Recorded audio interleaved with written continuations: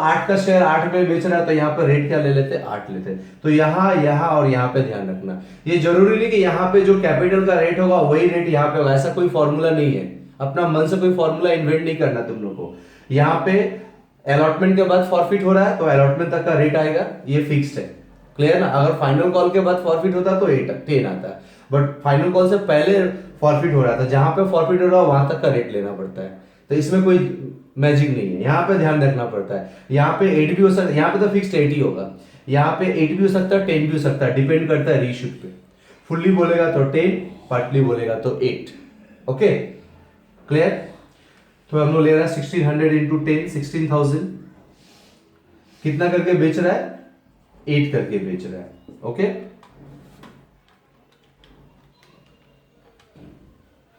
$12,800। Loss कितना हो रहा है एक एक शेयर पे, 10 का शेयर अगर 8 में बेच रहा है तो एक एक शेयर पे 2 रुपीज का लॉस हो रहा है, यानी कि 3200 का लॉस हो रहा है इसको। ओके, तो ऐसा एंट्री करेंगे रीइश्यूड का। Share forfeiture account debit to capital reserve account, है ना स्टूडेंट्स? इसका फॉर्मूला क्या है, प्रॉफिट माइनस लॉस। प्रॉफिट को चेंज कर देंगे। क्यों चेंज करेंगे? क्योंकि जितना हम लोग फॉरफिट किया था उससे कम रीइश्यू होता है। देखो पूरा का पूरा अगर रीइश्यू हो जाता है, 2000 फॉरफिट हुआ, 2000 अगर रीइश्यू हो जाता है तो यही वाला मेरा प्रॉफिट होता है। प्रॉफिट कहां पे है, तो इसको हम लोग प्रॉफिट हमेशा फॉरफीचर में मिलेगा। प्रॉफिट से हम लोग लॉस को माइनस कर देंगे तो आ जाएगा कैपिटल रिजर्व का अमाउंट। अगर पूरा का पूरा शेयर रीइश्यू होता तो इससे माइनस कर देता, आ जाता है। बट यहाँ तुम लोग पहले भी जानते हो, ये बताने का जरूरत नहीं, फिर भी हम बोल रहे हैं जितना शेयर फॉरफिट करेगा अगर उससे एक शेयर भी अगर कम रीइश्यू करेगा तो प्रॉफिट को चेंज करना पड़ता है। कैसे चेंज होता है, फॉर्मूला मालूम है। यहाँ पे हम लोग लिखा शेयर और यहाँ पे हम लोग लिखा प्रॉफिट। देखो तो वीडियो कवर कर तो नीचे हो जाएगा। तो जब फॉरफिट किया था तो शेयर कितना था, 2000। तो 2000 शेयर को फॉरफिट करने में प्रॉफिट कितना हुआ था, 10,000। अभी रीइश्यू कितना हो रहा है, रीइश्यू हो रहा है 1600 शेयर्स, तो उसका प्रॉफिट कितना आएगा? मतलब 2000 शेयर्स का प्रॉफिट अगर 10,000 है तो 1600 शेयर्स का प्रॉफिट कितना आएगा? यही तो 1600 इंटू 10,000 डिवाइडेड बाई 2000 आएगा 8000। तो प्रॉफिट चेंज कर दिया। इस 8000 को तुम लोग यहां पे लेके आओ, फॉर्मूला में डायरेक्ट यहां मत लिख देना, पहले फॉर्मूला में आएगा 8000 प्रॉफिट और रीइश्यूड में लॉस है 3200। ठीक है ना, रीइश्यूड में लॉस कितना है, 3200। तो कैपिटल रिजर्व आ जाएगा मेरा 4800, 4800। क्लियर? समझ में आ गया? आई थिंक अब दोबारा नहीं पूछेगा fully paid up partly paid up. इसके लिए देखो तो कोई एक्स्ट्रा अलग से एंट्री किया fully paid up partly paid up का, जो पहले का एंट्री था वही सब किया। बस क्या हुआ, रेट पे ध्यान रखना, अमाउंट पे ध्यान रखना, रेट अमाउंट पे ध्यान रखना, और एक्स्ट्रा कोई एंट्री नहीं होता है, इसका कोई फॉर्मूला नहीं है। बस रेट पे कंसंट्रेट करो, अमाउंट पे कंसंट्रेट करो। 100% फुल्ली पेड अप और पार्टली पेड अप में कोई प्रॉब्लम नहीं होगा। चलो अगर हम लोग इसको पार्टली कर देते तो क्या प्रॉब्लम हो जाता, वो भी देख लेते थोड़ा सा। इसको हम लोग कर दिए पार्टली। कंपनी बोला, कंपनी फॉरफिट कर लिया, reissued 1600 shares of ₹8 each, partly paid up. तो पार्टली में एक रेट छिपा हुआ, पार्टली रेट मेरा कितना, 8। वो वाला 8 नहीं, वो तो बेचना 8 करके बेचा, ये मेरा पार्टली रेट है। तो इसका मीनिंग क्या है कि ये कंपनी 8 का शेयर 8 में बेच रहा है, ये कंपनी 8 रुपीज का शेयर 8 रुपीज में बेच रहा है। तो क्या इफेक्ट पड़ेगा रीइश्यूड पे, ध्यान से देखो। No profit no loss. 8 का शेयर अगर कंपनी 8 में अगर बेचता है तो कंपनी को कोई प्रॉफिट भी नहीं होगा, कंपनी को कोई लॉस भी नहीं होगा। तो लॉस नहीं होगा तो ये हटा दे रहा हूं। अब एंट्री देखो कैसा होगा, bank account debit to share capital account, क्योंकि ये पार का एंट्री है। 8 का शेयर 8 में बेच रहा है तो no profit no loss, bank account debit to share capital account. ठीक है, कैपिटल में क्या लेंगे एंट्री, देखो कैपिटल में रेट लेंगे 8। क्यों 8 लिया, क्योंकि यहाँ पे पार्टली बोला, यहाँ पे फुल्ली बोला था तो रेट 10 लिए थे कैपिटल में, यहाँ पे पार्टली बोला तो कैपिटल में रेट कितना लिए, 8 रुपीज करके लिए। ओके, तो 1600 इंटू कितना आ गया मेरा 8, यही तो 12,800। और बेच भी रहा वही 1600 इंटू 8 में, जितना करके बेचेगा बैंक में 12,800। अब फॉरफिट लास्ट एंट्री करते कैपिटल रिजर्व का, share forfeiture account debit to capital reserve account. Okay, profit को चेंज करके वही आएगा। 2000 शेयर्स का प्रॉफिट 10,000 है, तो 800 1600 का प्रॉफिट कितना आएगा 8,000। ये प्रॉफिट को यहाँ फॉर्मूला में लेंगे, चेंज करके प्रॉफिट आया मेरा 8,000 और रीशूड में लॉस नहीं हो रहा है नील, क्योंकि पार में रीशूड हो रहा है, तो मेरा कैपिटल रिजर्व कितना आ जाएगा 8,000। क्लियर? बस यही है fully paid up partly paid up. Reissued का कंडीशन कुछ भी बोल दे, बस तुम यहां पे ध्यान रखना। पार्टली पेड अप बोलेगा तो कैपिटल में 8 का रेट लेना, फुल्ली पेड अप बोलेगा तो कैपिटल में 10 का रेट लेना और बाद बाकी जो करना कर दो। इसका मतलब ये 8 का शेयर बेचा 8 में, 10 का शेयर बेचा 8 में, फुल्ली होगा तो 10 का शेयर बेचा 8 में। तो यही था मेरा फुल्ली पेड अप और पार्टली पेड अप। तो स्टूडेंट्स अभी हम लोग करते हैं नेक्स्ट, हम लोग का जो प्रोराटा का टॉपिक हम लोग प्रोराटा में आ जाते हैं। ओके चलो,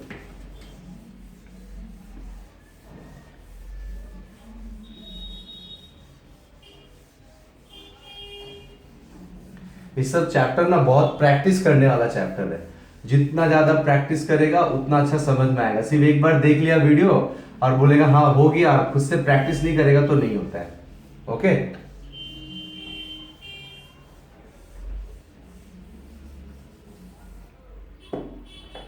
चलो, अभी हम लोग आ जा रहा अपना वाला टॉपिक्स जो चल रहा था हम लोग का प्रोराटा। उस दिन भी बोले थे दो टाइप का प्रोराटा होता है, एक सिंगल और एक ग्रुप। हम लोग सिंगल प्रोराटा में थे, तो सिंगल प्रोराटा में अब आ जाते हैं। सिंगल प्रोराटा का 2-3 सम करेंगे, प्रैक्टिस कर लेंगे तो ग्रुप प्रोराटा चुटकी में हो जाएगा, क्योंकि दोनों सेम ही है, कोई नाम का थोड़ा बहुत डिफरेंस है, ज्यादा कुछ डिफरेंस नहीं है। चलो तो देखते हैं, स्टार्ट करते हैं। क्वेश्चन ले लेते हैं एग्जाम्पल में। ABC limited issued 80,000 shares of ₹10 each payable as, वही रेट लेते हैं 532 at a premium of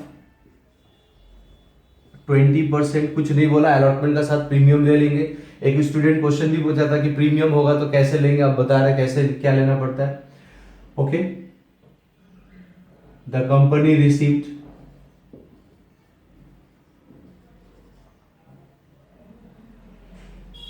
90,000 shares, company 90,000 shares receive कर रहा है।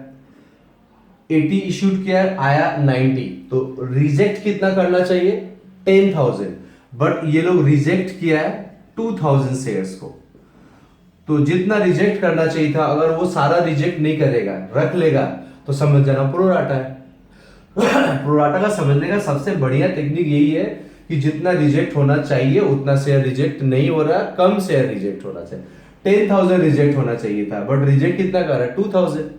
तो 8,000 शेयर्स को ये लोग क्या करेगा, इस 8,000 शेयर्स को ये लोग एडवांस बना के रख लेगा, बोलेगा कि तुम लोग तो पैसा तो देने आएगा ही अलॉटमेंट। क्योंकि देखो ध्यान रखो, जब भी कोई पैसा बेचता है ना पहली बार, तो एप्लीकेशन का रेट से बेचता है। तो अब इन लोगों को बोलना है कि तुम लोग तो पैसा देगा ही अलॉटमेंट में, फर्स्ट कॉल में, तो तुम लोग जो 8,000 रुपया ज्यादा भेज दिया मेरे पास, रहने दो मेरे पास, जब अलॉटमेंट आ जाएगा, फर्स्ट कॉल आएगा, धीरे धीरे एडजस्ट करके कटवा लेना, प्रोराटा खत्म। तो उस दिन भी बोला था प्रोराटा का मतलब एक तरह से एडवांस, एक तरह से एडवांस, बट ये एडवांस इंटेंशनली नहीं दिया जाता है शेयर होल्डर्स के द्वारा। और अगर जानबूझ के शेयर होल्डर बोलता है ये फर्स्ट कॉल का एडवांस लीजिए, अलॉटमेंट में दे दे रहा है, तो उसको हम लोग बोलते हैं कॉल्स इन एडवांस।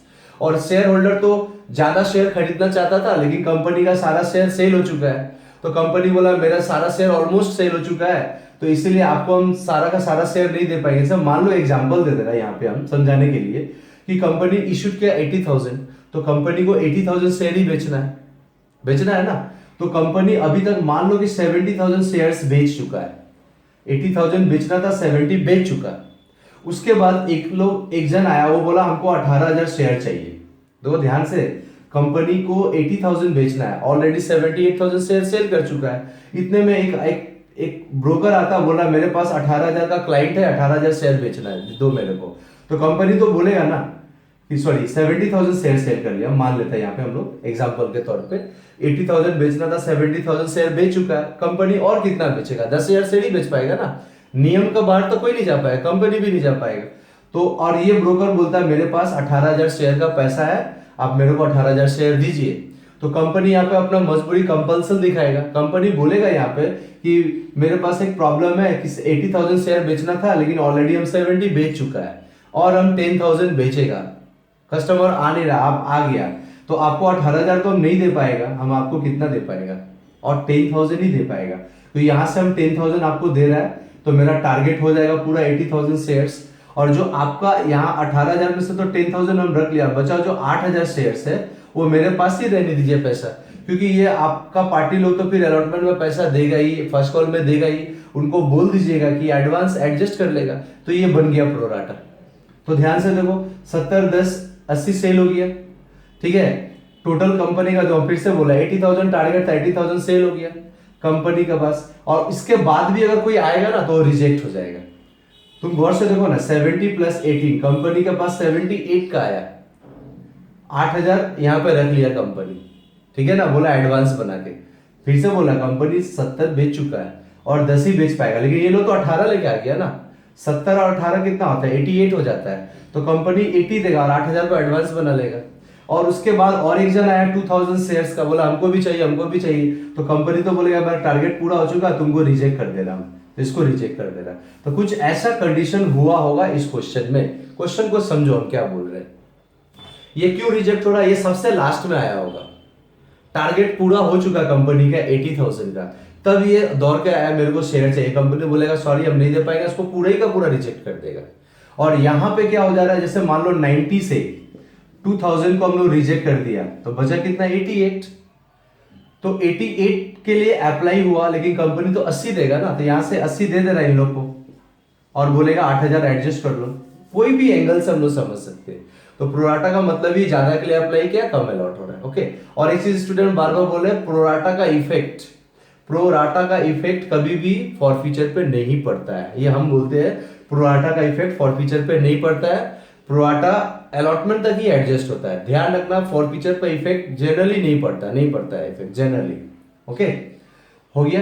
अब हम ट्विस्ट डाल दे रहे हैं इसमें। मिस्टर ए, इसके पास मिस्टर ए अलॉटेड, बोले थे उस दिन अप्लाइड नहीं तो अलॉटेड, दो वर्ड देता है। मिस्टर ए अलॉटेड, यहाँ पे mister A allotted 8,800 shares, did not pay allotment and first call। Mister A के पास 800 शेयर अलॉट हुआ था, अलॉटमेंट और फर्स्ट कॉल में पे नहीं कर पा रहा है, उसका शेयर हो गया फॉरफिटेड, और बाद में जाके इसका शेयर रीइश्यूड हो गया ऑफ रुपीस, रीइश्यूड हो रहा है 600 शेयर्स, पहले 800 ही कर दे रहे, reissued 800 share of rupees 8 each. बस इसका हम लोग पहले जनरेट करना सीखेंगे, ओके। देखते कैसे होता है। आई थिंक प्रॉब्लम नहीं हो रहा है, समझ में आ रहा है सबको, ठीक है। कंपनी 80,000 शेयर इशूड कर रहा है, 10 ईच करके 90 का पेमेंट एप्लीकेशन आ गया। 10,000 रिजेक्ट होना चाहिए था, लेकिन 2,000 ही रिजेक्ट हो रहा है। 8,000 कंपनी रिजेक्ट नहीं कर रहा है, क्योंकि वो 8,000 इसके अंदर घुसा हुआ है, 88,000 के अंदर। तो ये लोग अलॉटमेंट में तो पेमेंट करेगा, तो एडवांस बना के कंपनी रख लेता। अच्छा, तो हम ये भी बताया था, जब भी जैसे तुमको पता चले कि ये प्रोराटा का सम है, तो ये वाला वर्किंग जरूर करना, एक्सेस मनी एडवांस। इस वर्किंग को करने से ये मालूम हो जाता है हम लोग को कि कंपनी जो एडवांस रख लिया, वो एडवांस कहां पे जाके खत्म हो जाएगा, मतलब कौन सा इंस्टॉलमेंट में जाके एडजस्ट हो जाएगा। देखो कैसे, excess money advance, excess money advance. अच्छा देखो ध्यान से, हम लोग ऐसे सोचेगा, देखो तुम लोग प्रॉब्लम क्या है ना, तुम लोग पूरा 90 पे फोकस करता है, नहीं 90 पे कभी फोकस मत करना। देखो जो रिजेक्ट हो जाता है ना, रिजेक्ट को हटा के हमेशा फोकस करना, 88 पे फोकस करना। हमेशा ऐसे सोचना कि कंपनी के पास 80,000 इश्यूड किया और कंपनी के पास 88,000 आया। तुम तो बोलेगा 90 आया, हाँ 90 आया, लेकिन दो फिर चला भी तो गया दो। तो इस जो आकर के चला जा रहा है उसको हम काउंटिंग में क्यों रखे, वो तो कंफ्यूजन बढ़ाता है हम लोग का, ठीक है ना। बाद में आते उधर में ध्यान रखना। तो कंपनी के पास कितना एडवांस पड़ा हुआ, 8,000 शेयर्स एडवांस रख लिया कंपनी, पैसा पहला बार सब एप्लीकेशन का भेजता है, यहाँ पे एप्लीकेशन का रेट होगा तो कितना आएगा 40,000, यानी कंपनी 40,000 रुपीज अपने पास रखा हुआ है। ये लोग भेजा था पैसा कि मेरे को मेरा ज्यादा शेयर चाहिए, लेकिन कंपनी बोला अब नहीं मिल पाएगा क्योंकि 80,000 तो शेयर सेल हो चुका है। तो कंपनी बोल रहा है ये पैसा रहने तो एडजस्ट कर लेंगे, सीधा सा बात है, ज्यादा कुछ सोचना मत, क्लियर ना। तो सब कोई मिल के ये सबको ही मिलके जो जो शेयर खरीदा है सबको ही मिलकर कंपनी को 40 या 40,000 शेयर्स एडवांस दे दिया, ठीक है। लेस प्रोराटा का जब भी सम होगा ना यही वर्किंग होता है, फिक्स्ड है, यही वर्किंग होगा, ओके।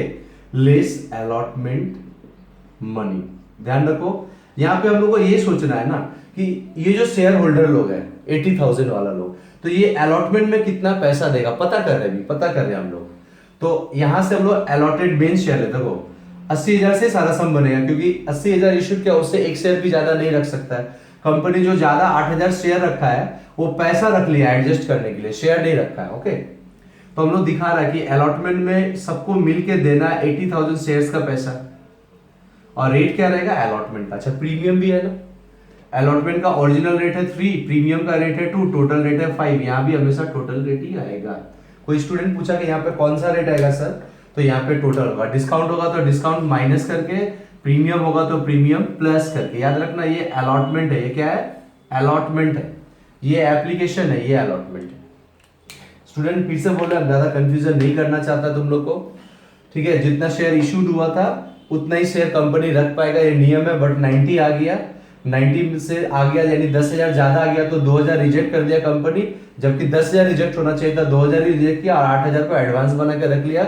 उस एडवांस को अलॉटमेंट में एडजस्ट कर देगा, बस बात खत्म है प्रोराटा में, ओके। तो पहले हम लोग दिखाना 80,000 इंटू 5, 4 लैक्स। हम लोग यहाँ पे दिखा रहा है ना कि अलॉटमेंट में सबको देना 4 लाख और सबका एडवांस पड़ा हुआ 40,000, यानी कि ये लोग पूरा 4 लाख पेमेंट नहीं देगा, कितना देगा 3,60,000। इसको हम लोग बोलेंगे ड्यू मनी। खैर इसका कोई काम नहीं है, ये ड्यू मनी का कोई काम नहीं है, बट इसको निकालने से ये फायदा होता है ना हम लोग को, इसको निकालने से हम लोग को ये पता चलता है कि कॉल्स इन एरियर जो हो रहा है उसका वर्किंग करे या नहीं करे। ध्यान से सुनो, प्रोराटा में कॉल्स इन एरियर का वर्किंग करके अमाउंट निकालना पड़ता है। प्रोराटा का सम में अगर कॉल्स इन एरियर दे देगा ना तो उस कॉल्स इन एरियर का अमाउंट पहले का तरह आसानी से नहीं निकलेगा। हाँ कॉल्स इन एरियर का 2,000 शेयर था, 2,000 इंटू 2 1 ऐसे नहीं, ठीक है ना। अभी प्रोराटा का शेयर में जब भी कॉल्स इन एरियर दे देगा तो उसका अमाउंट वर्किंग करके निकलेगा, नॉर्मल सिंपल में नहीं निकलेगा। अब ये भी क्वेश्चन है कि वर्किंग हम लोग करेंगे या वर्किंग हम लोग नहीं करेंगे। बहुत बार स्टूडेंट क्या करता है वर्किंग नहीं करना है और स्टूडेंट वर्किंग कर देता है, रॉन्ग। कभी कभी होता है वर्किंग करना है स्टूडेंट वर्किंग नहीं करता, रॉन्ग। तो स्टूडेंट को ना समझ में नहीं आता है कि प्रोराटा वाला सम में कॉल्स इन एरियर का वर्किंग कब करेंगे और कब नहीं करेंगे। ये लास्ट वाला वीडियो में भी बताए थे तुम लोग को, ठीक है ना। तो इसका सिंपल सा आंसर है ये वाला। हम लोग इसको इसलिए करते हैं ना ताकि हम लोग को क्लियर कर देता है कि कॉल्स इन एरियर का वर्किंग करना है या नहीं। कैसे क्लियर करेगा देखो ध्यान से, देखो ये जो 40,000 एडवांस था ये कहां पे आके एडजस्ट हो गया अलॉटमेंट में। 40,000 जो एडवांस था वो अलॉटमेंट में आकर के एडजस्ट हो गया ना। देखो कैसे कि अलॉटमेंट में देना 4 लाख, एडवांस है 40,000, तो एडवांस कम है, अलॉटमेंट में देना 4 लैक्स और एडवांस कितना 40,000। तो भाई 4 लैक्स देना, तुम्हारा एडवांस 40,000 पड़ा, काट लो 3,60,000 दे दो, प्रोराटा खत्म, एडवांस खत्म, एडजस्ट हो गया, है ना। Simple clear. ऐसा भी तो हो सकता, मान ले रहा मैं एक नॉर्मल ऐसा कुछ एग्जांपल लेना, मान लो कि एडवांस 5 लाख है, ऐसे ही बोला, हम ऐसे ही बोल रहा है, ये 40 नहीं एडवांस है 5 लैक्स और अलॉटमेंट में देना कितना है 4 लैक्स। अलॉटमेंट में देना है 4 लैक्स और एडवांस कितना है, एडवांस है 5 लैक्स, यानी कि अलॉटमेंट का पैसा देना ही नहीं पड़ेगा उन लोग को, कि एडवांस इतना ज्यादा है कि अलॉटमेंट का पैसा ही नहीं देना उसको। अलॉटमेंट में 4 लाख देना, भाई एडवांस पड़ा 5 लाख, तो क्यों पैसा देगा। तुम तो बोलेगा ना कंपनी को भाई कटा लो, तो कटाने का बाद भी एडवांस रह जा रहा है ना, क्योंकि 4 लाख अलॉटमेंट को देना 4 लाख और हम लोग एडवांस देकर रखा 5 लाख, यानी अलॉटमेंट का 4 लाख काट भी लेंगे फिर भी 1 लाख एडवांस बच जाएगा। तो वो 1 लाख एडवांस फिर फर्स्ट कॉल से एडजस्ट होगा। कहां से एडजस्ट होगा, फर्स्ट कॉल से। मान लो अगर ये 5 लाख होता है, मैं एग्जांपल दे रहा है, तो यहाँ एडवांस रह जाता मेरा 1 लाख और भी एडवांस, 5 लाख एडवांस था, अलॉटमेंट में 4 देना था, अलॉटमेंट में नहीं देना पड़ेगा, फिर भी एडवांस है 1 लाख। फिर क्या लिखते हैं हम लोग यहाँ पे लेस फर्स्ट कॉल, क्या लिखते हैं हम लोग लेस फर्स्ट कॉल। फिर दिखाना पड़ता फर्स्ट कॉल में देना है 80,000 इंटू 2, 80,000 इंटू 2 कितना है 1,60,000, हाँ, फर्स्ट कॉल में देना 1,60,000, एडवांस 1 लाख है, तो और कितना देना पड़ेगा 60, तो एडवांस खत्म हो जाएगा। तो देखो ये वाला एग्जांपल में एडवांस कहाँ पे जाके खत्म हो रहा है, ये वाला एडवांस, ये वाला हम एग्जांपल में एडवांस फर्स्ट कॉल में जाके खत्म हो रहा है। तो हम लोग ये वाला वर्किंग इसलिए करते हैं ना, तो इस वर्किंग से हम लोगों को ये पता चलता है कि एडवांस कहाँ पे जाके खत्म हो जाता है, कौन सा इंस्टॉलमेंट में एडवांस एडजस्ट हो रहा है, अलॉटमेंट में